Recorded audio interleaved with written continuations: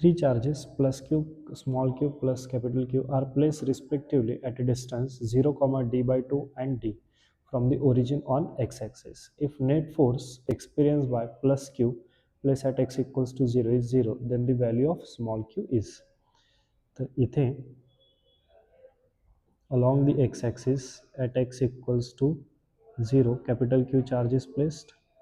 At x equals to d by 2, small q charge is placed, and at x equals to d again capital Q charge is placed. Okay, तर इथे आपल्याला म्हटलं आहे की force on this capital Q X equals to 0 आला, इथे याच्यावर जो फोर्स लागतो तो 0. ओके, नेट इलेक्ट्रिक फोर्स किती येते याच्यावर 0 येत आहे. आणि हे कधी येणार, लेट से हा जो चार्ज पार्टिकल आहे कॅपिटल क्यू इकडे फोर्स लावेल एफ ई, तर हा जो स्मॉल क्यू आहे यानी फोर्स इकडे लावला पाहिजे एफ, याला F1 घेऊ, so this will become F2. तर हा फोर्स इकडे कधी लावणार, जेव्हा हा निगेटिव्ह मायनस क्यू चार्ज असेल, right, this will be minus Q charge. तर याचं मॅग्निट्यूड काढू. हे तर कळालं की हा जो स्मॉल क्यू असणार आहे तो निगेटिव्ह असणार आहे. आता याचं मॅग्निट्यूड फाइंड आउट करू आपण.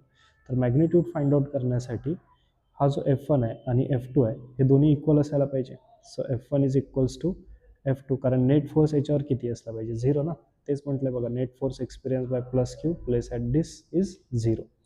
So F1 is that is K, ह्या दोघांमधला force capital Q K Q square divided by D square, आणि F2 is it is K Q into small Q divided by this is D by 2चा whole square. तर इथे के cancel, एक Q पण इथे cancel होऊन जाणार, डी स्क्वेअर पण कॅन्सल होणार. सो क्यू इक्वल्स टू काय होणार रे, 4 times small Q. So therefore क्यूची व्हॅल्यू किती येत आहे, क्यू बाय 4.